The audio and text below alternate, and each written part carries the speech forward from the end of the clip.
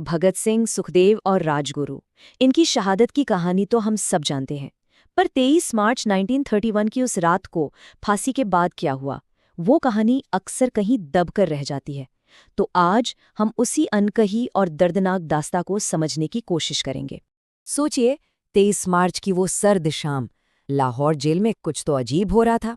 देखिए, फांसी का एक नियम होता है, वो हमेशा सुबह सूरज उगने से पहले दी जाती है।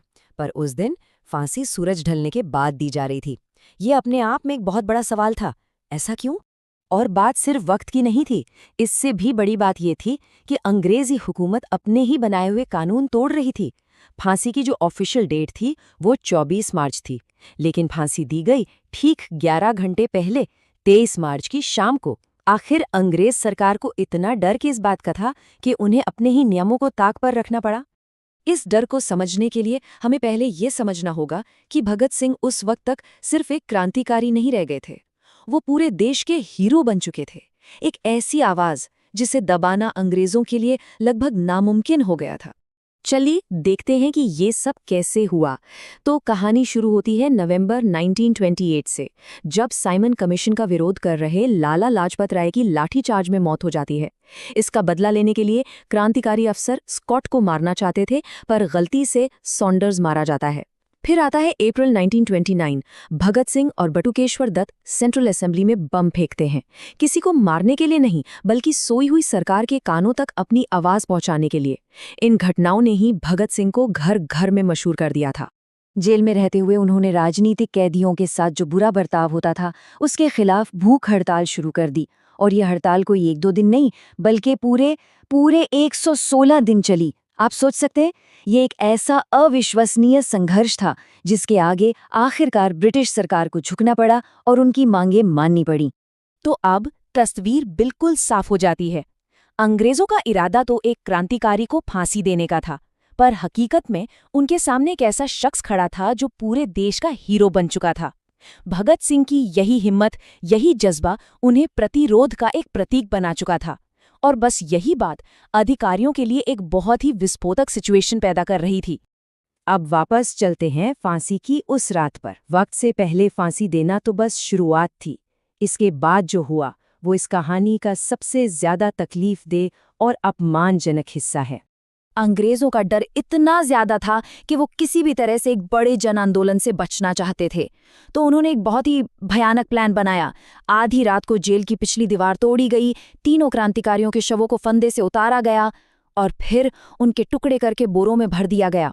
उन बोरों को एक ट्रक में लादकर सतलुज नदी के किनारे ले जाया गया, जहां जल्दबाजी में घुप अंधेरे में उनका अंतिम संस्कार करने की कोशिश की गई। इतिहासकार मंथन नाथ गुप्ता अपनी किताब history of Indian revolutionary movement में लिखते हैं, जैसे ही सुबह होने को आई, जलती हुई चिता को बुझा दिया गया और अध जले शरीरों को सतलुज नदी में फेंक दिया गया। असल में अधिकारी सूरज निकलने से पहले वहां से भाग जाना चाहते थे। उन्हें डर था कि कहीं चिता का धुआं देखकर आसपास के गांव वाले इकट्ठा न हो जाएं। लेकिन अंग्रेजों का ये प्लान भी फेल हो गया। जैसे ही वो लोग वहां से भागे, पास के गांव वालों ने नदी में तैरते हुए शरीर के टुकड़े देख लिए। उन्होंने उन अवशेषों को बाहर निकाला और फिर पूरे सम्मान के साथ उन महान शहीदों का अंतिम संस्कार किया, वो सम्मान जिसके वो हकदार थे। तो अब आगे बढ़ते हैं और देखते हैं कि इस पूरी घटना का आखिर असर क्या हुआ। अंग्रेजों ने भगत सिंह की याद को दबाने की जो कोशिश की थी, उसका नतीजा एकदम उल्टा निकला। अंग्रेजों का लक्ष्य तो बिल्कुल साफ था, एक गुप्त मौत जिसे लोग जल्द ही भूल जाए। वो चाहते थे कि ये खबर पूरी तरह से दफन हो जाए ताकि कोई विद्रोह ना हो। लेकिन हुआ वो जिसकी अंग्रेजों ने कल्पना भी नहीं की थी। अगले ही दिन पूरा का पूरा लाहौर शहर शोक में डूब गया। उनकी उम्मीद थी कि शायद थोड़ी बहुत प्रतिक्रिया होगी, पर हकीकत ये थी कि पूरा शहर थमसा गया था। हजारों लाखों लोग सड़कों पर उतर आए थे। ये कोई मामूली जुलूस नहीं था। करीब करीब 3 मील लंबा शोक जुलूस निकाला गया और उसमें हजारों हिंदू, मुस्लिम और सिख सब शामिल थे। पुरुषों ने अपनी बाजुओं पर काली पट्टियां बांधी थीं, तो महिलाओं ने काली साड़ियां पहनी थीं। उन शहीदों के सम्मान में फूलों से लदे 3 खाली ताबूत भी उस जुलूस में ले जाए जा रहे थे। ये दुख और एकता का एक जबरदस्त प्रदर्शन था। ये घटना दिखाती है कि अंग्रेज भले ही उन क्रांतिकारियों के शरीर को खत्म करने में कामयाब हो गए, पर वे उनकी भावना को, उनके जज्बे को नहीं मार सके। सच तो ये है कि उस शहादत ने आज़ादी की आग को और ज्यादा भड़का दिया, और ठीक 16 साल 4 महीने और 23 दिन बाद भारत ने अपनी आज़ादी हासिल की।